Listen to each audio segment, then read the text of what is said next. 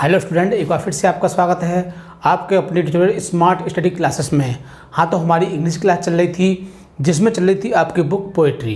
कौन सी? पोएट्री, जिसमें आपकी 2 पोएम कंप्लीट हो चुकी हैं और आज आपकी तीसरी पोएम स्टार्ट होने जा रही है, ऑन हिज ब्लाइंडनेस। कौन सी? On his blindness. और इसके जो पोएट हैं वो है जॉन मिल्टन। ये एक ऐसे पोएट हैं जैसे कि हमारे इंडिया में सूरदास, ये भी सूरदास की तरह ही अंधे हैं। बट सूरदास के बारे में कोई निश्चित जानकारी नहीं है कि वो पहले अंधे थे, शुरू से अंधे थे या फिर बाद में अंधे हुए, ऐसी कोई निश्चित जानकारी नहीं है। लेकिन उनके बारे में भी कुछ ऐसा कहा जाता है कि यदि वो बचपन से ही अंधे होते, जन्मांध होते, तो फिर इतना अच्छा कैसे वर्णन कर सकते थे, ये भी बात थिंकिंग है। लेकिन जो जॉन मिल्टन हैं वो अपनी आधी उम्र से पहले यानी कि 44 की एज में ब्लाइंड हुए थे और इन्होंने बहुत ही अच्छे अच्छे सोनेट लिखे जो लघु गीत होते हैं। और इनका जो ऑन हिज ब्लाइंडनेस, यही बहुत अच्छा लघु गीत है, सोनेट है। और इसमें इन्होंने अपने अंधेपन के बारे में बताया है कि समय से पहले ये अंधे हो जाते हैं और इनकी इच्छा होती है कि मुझे अभी भगवान की सेवा में और बहुत कुछ करना था, अपनी प्रतिभा दिखानी थी, अपने टैलेंट को दिखाना था। लेकिन उससे पहले ये अंधे हो जाते हैं तो भगवान से शिकायत करते हैं कि भगवान, तुमने मुझे अंधा क्यों कर दिया, मेरी आंखों की रोशनी क्यों छीन ली, मुझे तो अभी बहुत कुछ करना था तुम्हारे लिए। और उनसे बहुत ज़्यादा शिकायत करते हैं और कहते हैं कि जब मैं मर जाऊंगा तो आप मुझसे कहोगे, आप मुझे डांटोगे, फटकारोगे कि तुमने ये काम क्यों नहीं किया। अब बताओ मैं कैसे करूं, तुमने समय से पहले मेरी आंखों की रोशनी छीन ली। तो इस तरह से ये गॉड से काफ़ी शिकायत करते हैं। लेकिन बाद में ये इस बात को महसूस करते हैं, रियलाइज़ करते हैं कि भगवान सही है, क्योंकि वह अपनी हिसाब से ही कार्य करता है, क्योंकि उसके लिए हजारों देवदूत काम करने के लिए तैयार रहते हैं, पृथ्वी पर भी और समुद्र पर भी। और कुछ लोग तो कार्य करने के लिए तैयार खड़े रहते हैं कि भगवान कब हमें आज्ञा दे और कब हम उसका कार्य करें। तो इस तरह से इस पोएम में कवि ने अपने स्वयं की आंखों की रोशनी के खो जाने के दुख को व्यक्त किया है कि वो कितना दुखी है। और उसने अपने दुख को एक पोएम के माध्यम से, एक सोनेट के माध्यम से प्रस्तुत किया है। तो उस सोनेट को हम आपको बताएंगे। और आपके इस पोएम में 3 स्टैंजा बनते हैं, 3 प्रैसी बनती हैं जिनका एक्सप्रेशन करने के लिए आ सकता है। तो हम आपको वो भी बताएंगे कि वो किस तरह से, कहाँ से आता है। तो फर्स्ट ऑफ ऑल हम आपको पूरी पोएम को पढ़ाएंगे अच्छी तरह से, क्योंकि आपकी डिमांड थी कि पोएम पढ़ाई जाए और पोएम पढ़ाई जाएगी बहुत अच्छी तरह से। और आपको समझाया भी जाएगा कि आप कैसे पहचान सकते हो कि ये हमारा ऑन हिज ब्लाइंडनेस की पोएम है। तो उस चीज़ को भी बताया जाएगा। हमने पिछले चैप्टर आपको ट्री ब्यूटी में भी बताया था, आपको पसंद आया होगा। और हम अब इसमें भी आपको बताएंगे बहुत अच्छी तरह से, सारी पहचान बताएंगे और अच्छी तरह से पोएम को समझाएंगे। तो चलते हैं पोएम को समझाने के लिए। Class 12th English, poem 3, on his blindness, मतलब कि अपने अंधे होने पर या उसके अंधे होने पर। पोएट हैं आपके जॉन मिल्टन। तो ये देखो पोएम है, हमने पूरी पोएम को इस पर लिख दिया है ताकि आपको पूरी पोएम हम अच्छी तरह से बता सकें और आपकी समझ में भी आ सके। ये हमने कुछ डिफ़िकल्ट वर्ड लिख दिए हैं।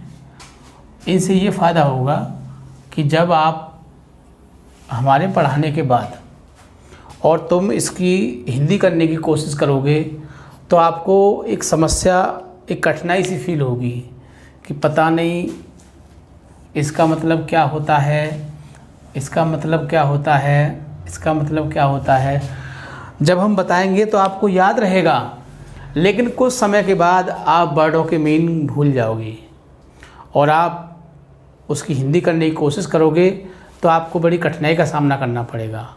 उस कंडीशन में फिर आपको बुक खोलनी पड़ेगी, डिक्शनरी देखनी पड़ेगी, तो बहुत कुछ करना पड़ेगा। तो उस चीज़ को देखते हुए हमने कुछ वर्ड यहाँ पर जो कठिन वर्ड थे हमने उनको यहाँ लिख दिया है, ताकि आपको बुक या डिक्शनरी ना खोलनी पड़े और आप इसी में से बहुत ही अच्छी तरह से आप इसकी हिंदी को कर सकें और समझ सकें। तो चलते हैं।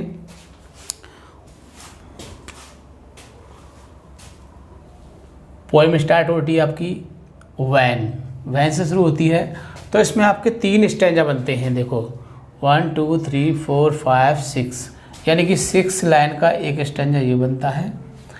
अब मैं ये नहीं कह रहा कि इसमें वो 6 लाइन ही हो सकता है कि आपको 4 लाइन दे दे ना। फिर दूसरा स्टैंजा आपका यहाँ से शुरू होता है और वो बनता है आपका हिम बेस्ट, हिम बेस्ट तक। और तीसरा स्टैंजा जो शुरू होता है आपका वो हिज स्टेट से शुरू होता है और बेट तक जाता है। तो फर्स्ट आपका यहाँ से, सेकंड यहाँ से और थर्ड यहाँ से। अब हमने आपके तीनों स्टैंजा क्लियर कर दिए हैं। हमने तीनों स्टैंजा को क्लियर क्यों किया क्योंकि हमारा जो मुख्य उद्देश्य है वो आपको पैसेज को पहचानना है।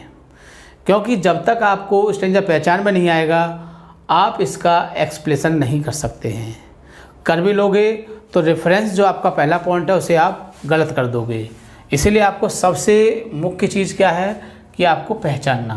तो सबसे पहले हम आपको पूरी पोएम को अच्छी तरह से समझाएंगे और इसके बाद हम बताएंगे कि आप इस पैसेज को कैसे पहचानोगे, इस वाले को कैसे और इस वाले को कैसे पहचानोगे।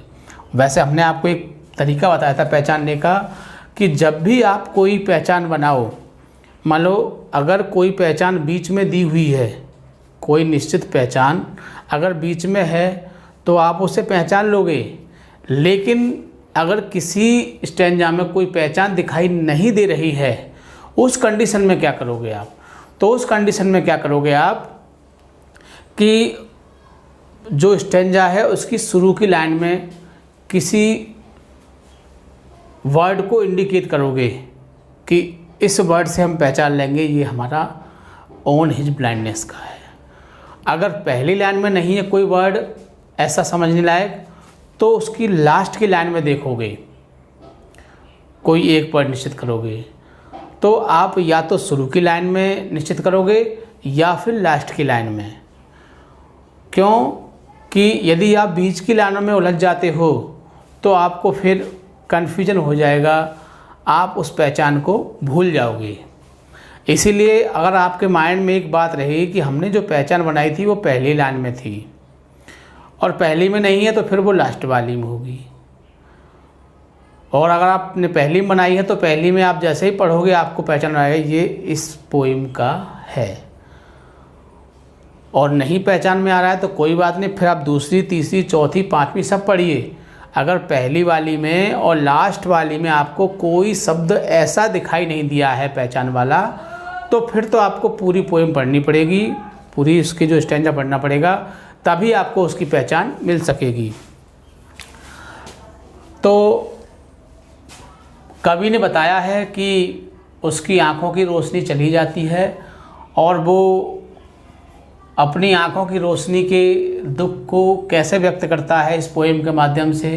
तो हम देखते हैं, व्हेन मिस जब आई कंसाइडर, जब मैंने ध्यान दिया, लेखक कह रहा है कि जब मैंने ध्यान दिया, how my light is spent, कि मेरी आँखों की जो रोशनी है, मेरी आँखों की जो दृष्टि है वो कैसे खो गई है, वो कैसे समाप्त हो गई। वैन माने जब, आई कंसाइडर, लेखक कह रहा है कि जब मैंने इस बात पर ध्यान दिया या इस बात को मैंने महसूस किया कि मेरी आँखों की रोशनी किस प्रकार समाप्त हो गई है। इरा हाफ डेज, इरा मिस होता है पहले, हाफ मिस आधा, डेज मिस जीवन से लगाया है उन्होंने। किससे लिया? कि मेरे आधे जीवन से पहले ही मेरे, जब मैं सोचता हूँ, लेखक क्या कह रहा है कि कवि जो क्या कह रहा है, जब मैं सोचता हूँ कि मेरे आधे जीवन से पहले ही मेरी आँखों की रोशनी कैसे चली गई। देखो पोएम जो होती है ये सेंसेबल होती है, कुछ लिखा जाता है, कुछ पढ़ा जाता है और इसका अर्थ कुछ और निकलता है। तो इस तरह से ये हमेशा भाव पर चलता है। एक कहावत आपने सुनी होगी कि जहाँ न पहुँचे रवि और वहाँ पहुँच गए कवि। मतलब जहाँ न पहुँचे रवि और वहाँ पहुँच गए कवि। रवि से मतलब है सूर्य। ऐसा होता है कि कहीं सूर्य नहीं पहुँच पाता है, लेकिन वहाँ पर कवि पहुँच जाता है, कवि की बात पहुँच जाती है। जैसे कहा जाता है कि एक माचिस की तीली ने सूर्य को ढक लिया। ऐसा हो सकता है? नहीं हो सकता ना, इम्पॉसिबल। लेकिन हो भी सकता है। एक माचिस की तीली ने सूर्य को ढक लिया। अब आप कैसे कहोगे ढक लिया? वो इस तरह से ढक लिया कि एक आंख बंद कर ली और दूसरी आंख पर माचिस की तीली लगा ली। तो क्या हुआ? सूर्य दिखाई देगा? नहीं हो दिखाई देगा। तो क्या हुआ? उस माचिस की तीली ने उस सूर्य को ढक लिया। कहते हैं कि कटोरे में चंद्रमा आ गया। कोई नहीं कह सकता चंद्रमा कितना बड़ा है, कटोरे में आ जाएगा? नहीं आएगा। लेकिन कवि ने उसको कटोरे में पहुंचा दिया, क्योंकि कहा गया ना कि जहाँ न पहुँचे रवि और वहाँ पहुँच गए कवि। कवि जो होते हैं वो इम्पॉसिबल को पॉसिबल करके दिखाई देते हैं अपने तरीके से। अब तुम कहोगे कि कटोरे में चंद्रमा कैसे आ गया? वो कैसे आ गया कि एक कटोरे में पानी रख दिया भर के, ऊपर चंद्रमा दिखाई दे रहा है। आप देखना आपको कटोरे में चंद्रमा दिखाई देगा। अब आपसे पूछा जाए कि चंद्रमा कहाँ है, तो आप क्या कहोगे? चंद्रमा कटोरे में है, यही कहोगे ना। तो इसी तरह से कवि का जो भाव होता है वो अतुल्य होता है। मतलब कि उसकी कोई तुलना नहीं की जा सकती, वो उसका भाव कुछ भी निकल सकता है। तो इसी तरह से ये जो पोइम का सेंस होता है, इसीलिए स्टूडेंट की समझ में कम आती है। तो कुछ लिखा जाता है और कुछ पढ़ा जाता है और कुछ अर्थ अलग ही निकाला जाता है। अब ये डेज शब्द जो आया है ये उसके जीवन से संबंधित आया है, और ये हाफ शब्द जो आया है उसकी आयु को आधा दिखा रहा है, और इरामिस पहले, मतलब कि उसकी आधी आयु से भी पहले उसकी आँखों की रोशनी चली गई। मतलब कि उसकी जो रोशनी गई थी वो 44 में गई थी। 44 साल की उम्र थी, तो आधी से कम हो गई ना। 50 की होती है आधी, तो क्योंकि 100 से गणना की जाती है एज की। तो वो कह रहा है कि आधी उम्र से पहले ही मेरी आँखों की रोशनी चली गई, पता नहीं कैसे चली गई। इस बात पर वो ध्यान देता है। इन दिस डार्क वर्ल्ड, मतलब कि इस अंधकार में, संसार में, जो अंधकार भरा संसार है, अब उसके लिए क्या हुआ? अब कवि के लिए क्या है? पूरा संसार कैसे हो गया? अंधकार के रूप में हो गया। क्योंकि जब आँखों की रोशनी नहीं है तो कुछ दिखाई देगा? कुछ नहीं। पूरा संसार कैसे हर दिखाई देगा? अंधकार में। एंड वाइड, और विस्तृत। तो पूरा संसार एकदम विशाल और अंधकार में हो गया है। किसके लिए? कवि के लिए। एंड डैट वन टैलेंट, और उसका जो एक गुण था, उसके अंदर एक प्रतिभा थी। प्रतिभा मतलब टैलेंट, जो उसका कवित्व गुण था, जो उसकी लिखने की कला थी, अब क्या होगा, जो उसका एक लिखने की कला थी, which is dead to hide, वो उसकी मृत्यु तक के लिए छुप गई। अब हाइड मीन्स क्या होता है, छिपना। अब उसका जो गुण था, मान लो मैं सही या आप सही, कोई अच्छी कला है हमारे अंदर कि हम बहुत अच्छा सुंदर एक फूल बनाते हैं। कब बनाते हैं, आँखों से तो बनाते हैं देखकर, है ना। अब आँख नहीं रही तो क्या होगा, फूल बना लोगे, नहीं बना पाओगे। इसी तरह से जो कवि का जो लिखने का वो था, कवि जो कविताएं लिखता था, अब वो नहीं लिख पाएगा। और कब तक नहीं लिख पाएगा, जब तक उसको डेथ, जब तक उसकी मृत्यु नहीं हो जाएगी।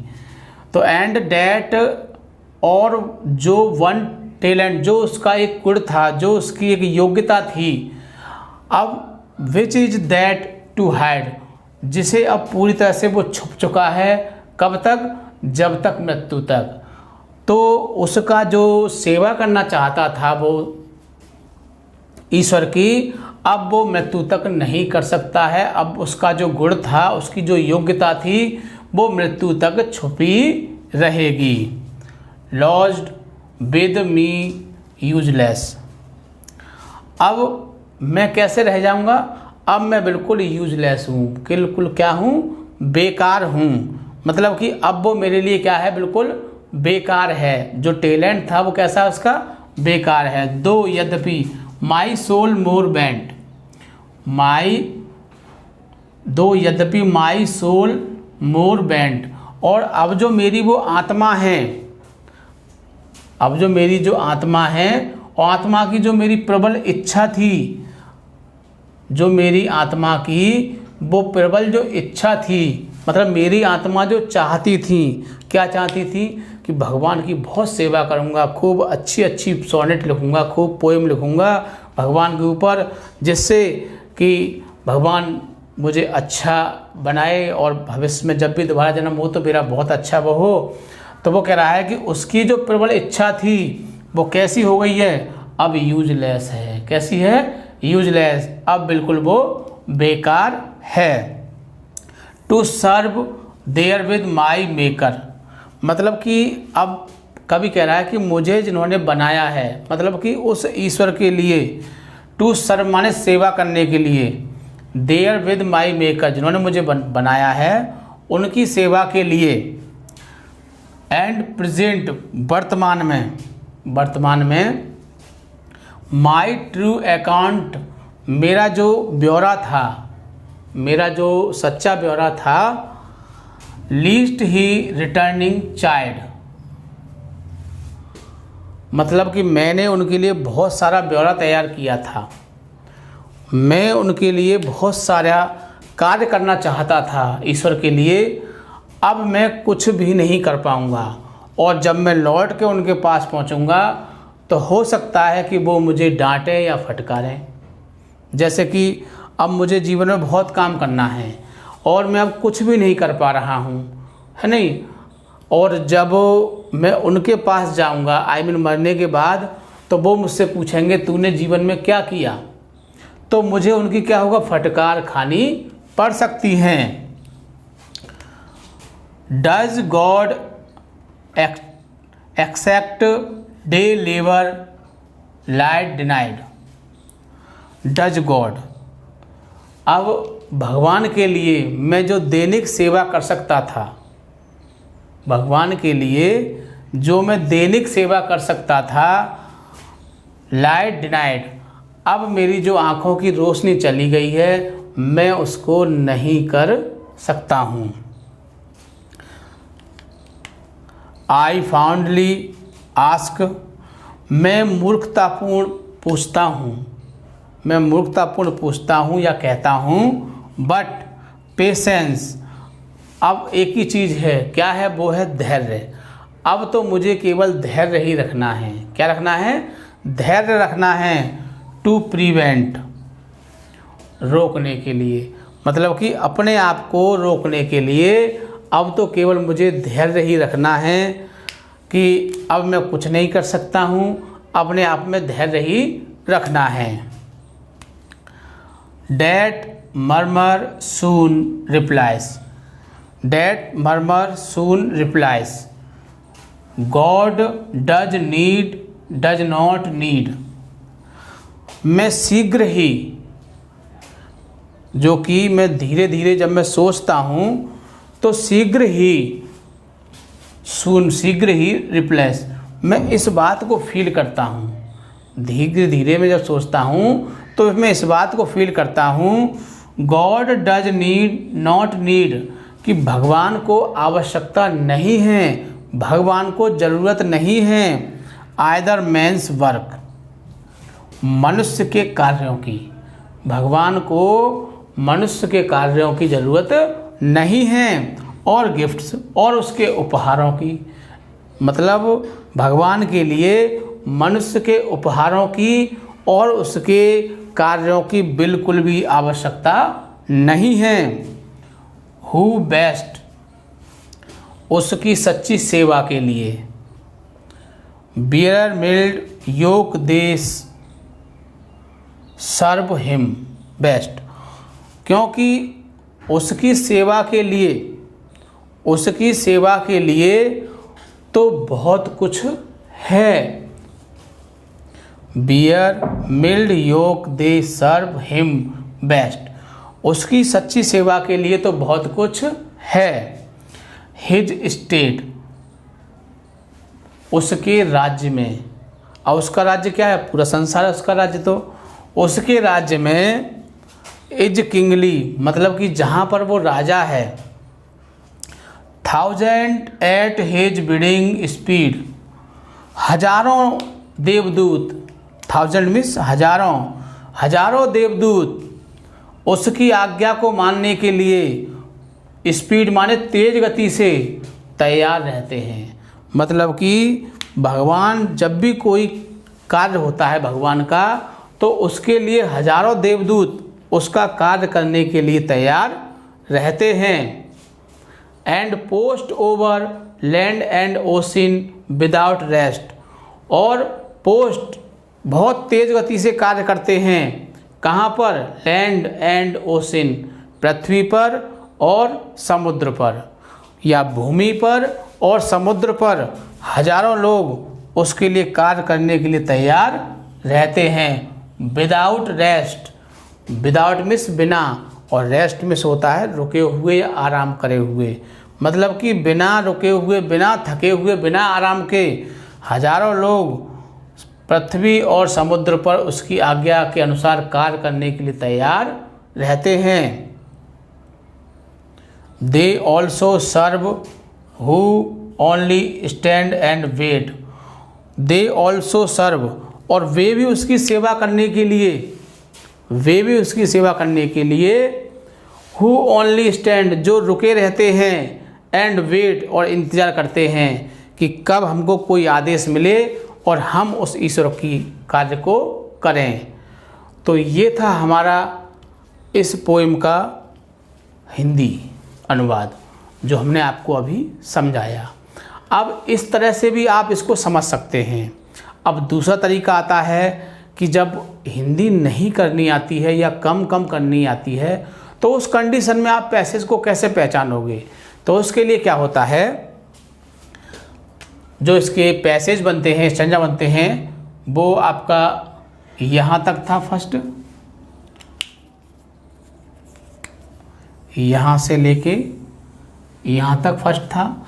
अब इसमें देखो, आप देखोगे कि हम किससे पहचान सकते हैं कि ये हमारा ऑन हिज ब्लाइंडनेस का है। When I consider how my light, देखो लाइट, पहली लाइन में हमने लाइट देख लिया, तो हम लाइट शब्द से हम पहचान सकते हैं कि ये हमारा किसका है? ऑन हिज ब्लाइंडनेस का है। और भी शब्द आप चूज कर सकते हो, जैसे my true account, least returning child, तो माई ट्रू अकाउंट इससे भी फाइंड कर सकते हो। अब दूसरे पैसेज को, डज गॉड लेवर लाइट, दूसरे वाले में भी देखो लाइट आ चुका है, लाइट डिनाइड, लाइट स्पेंड, और तीसरा वाला जो है वो है आपका हिज स्टेट से। किससे पहचानते हैं उसको? His state. और देखो सर्व शब्द इसमें बहुत कॉमन है, सर्व। देखो सर्व। और गॉड से हमेशा बात की जा रही है, तो हम इस तरह से कुछ शब्दों को हम इंडिकेट कर सकते हैं जिससे कि हम स्टेंजा को बहुत ही आसानी से पहचान सकते हैं। तो ये हमने अभी आपको पोएम को समझाया, आपने ध्यान से समझा और इसको बार बार जब देखोगे तो आपको बहुत ही अच्छी तरह समझ में आ जाएगा। जब ये समझ में आ जाएगा तो आगे के जो क्वेश्चन होते हैं, सेंट्रल आइडिया है, एक्सप्लेशन है, वो भी आपकी समझ में बहुत अच्छी तरह से आएंगे, क्योंकि इस तरीके से आप उस पैसेज को, स्टेंजा को बहुत ही आसानी से पहचान लोगे। ठीक है, तो आप इसको बार बार देखोगे और वीडियो को लाइक या शेयर करना नहीं भूलोगे, ताकि और लोग भी इस चीज़ का फ़ायदा उठा सकें। ठीक है, थैंक यू। जय हिंद, जय भारत।